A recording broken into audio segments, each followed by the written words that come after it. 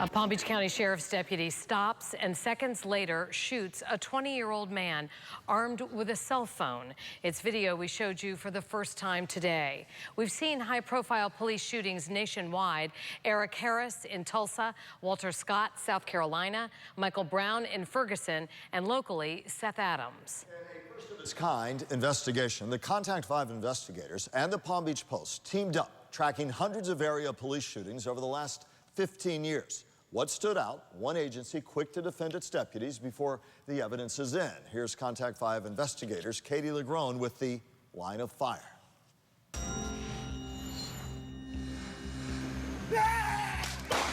This is a prime example how dangerous this job is. And then he starts shooting and shooting and shooting. And watched my son fall to the ground. The deputy took the action that he had to take to neutralize the threat to him. If they tell you to stop and put your hands up, you need to put your hands up, you know. And it's the citizens' duty to submit to our authority. So you telling me that's okay to kill him? You only get what you deserve. Andy Jackson lost part of his skull. Everybody said, why you shooting? Jamil Murray, his life. And Dontrell Stevens will never walk again. They are among the 114 people who since 2000 have been shot at by a Palm Beach County Sheriff's deputy. The deputy's lucky to be alive. He was in a fight for his life. And their cases are among more than a dozen we found, exposing the failures of how Palm Beach County's largest law enforcement agency investigates shootings. Shouldn't have started reaching. All right, like you had something. That involve their own. We don't expect our deputies to be assaulted. We don't expect them to have their lives placed in jeopardy. And how far the agency is willing to go to protect them. I got your back. You know that. I know. Hey, you know that. Yeah, I know. Less than 8 minutes before this moment, this exclusively obtained dashcam video never seen before by the public shows Dontrell Stevens talking on a phone as Deputy Adams Lynn trails him. He gets off his bike with a cell phone in his right hand, walks toward the deputy, and 4 seconds later is shot 4 times. Stevens had nothing in his hands but a cell phone. He starts backing away from me, and as soon as he's backing away... Moments later, the deputy can be heard on the radio. I'm like, get on the ground, get on the ground. Put up your hands, stop what you're doing, and comply with us. That day, Sheriff Rick Bradshaw was on TV. There's nothing in the rules of engagement that says we have to put our lives in jeopardy to wait to find out what this is and get killed.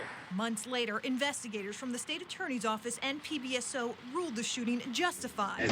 But there was a problem. There is no recording of any commands ever made to Dontrell Stevens. And as soon as he's backing away, I'm like, get on the ground, get on the ground. The Deputy Sheriff Lynn's statements, recorded statements following this shooting, were absolutely false. Internal Affairs completely ignored that evidence. Dontrell will spend the rest of his life in a wheelchair. Attorney Jack Scarola is suing the sheriff and deputy. Put up your hands. The sheriff talked about the shooting then, but won't now because of the lawsuit. And they have something in their hands, and they're going to make it a move towards the deputy. They're going to defend themselves. Our obligation in law enforcement is to conduct a complete and thorough investigation. Dennis Root is an excessive force expert. Well, if you just arrived on scene and 10 minutes later you're telling the media that it's a good shooting, how much of the investigation could really have been completed? But for Sheriff Bradshaw, it's become the norm. No question in your mind was justified then. Well, there's no doubt in my mind the deputy did what he had to do to save his life. That's the part, from a law enforcement perspective, that concerns me the greatest. The individual was fooling around with his hands in the front there. In 2009, he was on the record just hours after an off-duty deputy shot and killed 28-year-old Jamil Murray outside this West Palm Beach market. The deputy reacted in the way that anybody else would in his position to save his life. According to PBSO, the deputy feared Murray had a gun. It was a knife. Everybody said, why did you shoot him? We know from our training that somebody that's within 10 feet of you, which this was, can come over and stab you. But he wasn't. The final report actually put Murray more than 20 feet away. And it didn't include witness statements. You tell me to throw on the ground, let me throw on the ground. Don't shoot me first then.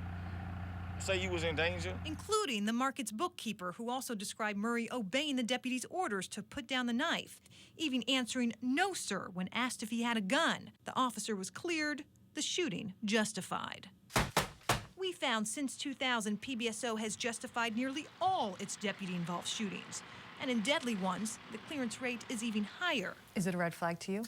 Absolutely, absolutely. Palm Beach County Public Defender Carrie Hawat. You just think on average there's got to be some mistakes that are made. Like the mistake that left Andy Jackson scarred. Where'd you get shot?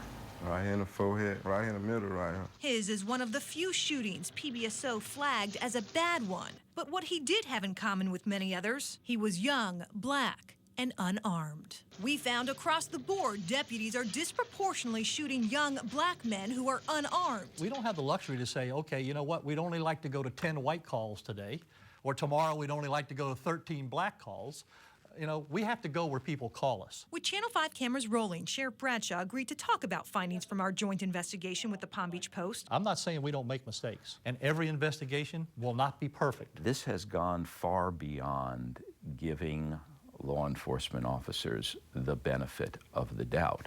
Last year, Attorney Jack Scarola petitioned the Department of Justice to investigate PBSO for what he describes as a pattern of unnecessary force, and the sheriff's swift tendency, he says, to publicly approve it. Extremely violent struggle ensued between the suspect and the two deputies. He was trying to get their weapons. The internal affairs people and the supervisors on the scene are the ones who give me this information. So I don't believe that I'm steering this investigation one way or the other. The sheriff stands by his policies and how his team investigates their own shootings. The way we do things here, the way we investigate it, is a best practice. They don't leave any stone unturned. The problem is, how do we make sure that the community knows that what they're getting is the truth? Here we are again. To come out and support your personnel is one thing. We had to take this action. But you have to remember you have a community to support as well. He was a nice guy. And we have an obligation to ensure that we conduct thorough and complete investigations. He wouldn't hurt a rabbit. Not just walk up and say, this was a good shooting. And he didn't deserve to get shot by the police, period. If you will comply with what the deputies are asking you to do so they can go home at the end of the day, and then if you don't like what happened, then you can complain, everybody's good. That's the system. Sheriff Bradshaw acknowledged that reports could be more detailed, but says that wouldn't change any of the outcomes. And after we started asking questions, the sheriff announced a new policy requiring deputies report when they point a gun at someone. Tomorrow at 6, he's the last sheriff's deputy who faced charges for shooting a man. Hear the toll pulling the trigger took and the message he has for the man's family.